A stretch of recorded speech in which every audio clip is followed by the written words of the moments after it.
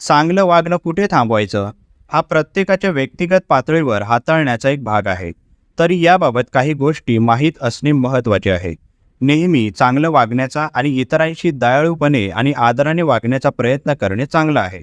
तथापि मर्यादा कोठे आखायच्या आणि चांगलं वागणं केव्हा थांबवायचं हे सुद्धा अतिशय महत्त्वाचं आहे.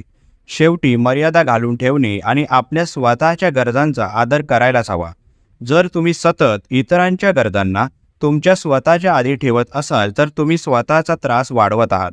आपले स्वतःचे मानसिक आणि भावनिक कल्याण राखण्यासाठी निरोगी मर्यादा निश्चित करणे आणि स्वतःची काळजी घेण्यास प्राधान्य देणे महत्त्वाचे आहे. या व्यतिरिक्त कोणीतरी तुमच्या दयाळूपणाचा गैरफायदा घेत आहे हे ओळखणे आणि त्या परिस्थितीत तुमच्या सीमा ठामपणे सांगणे महत्त्वाचे आहे.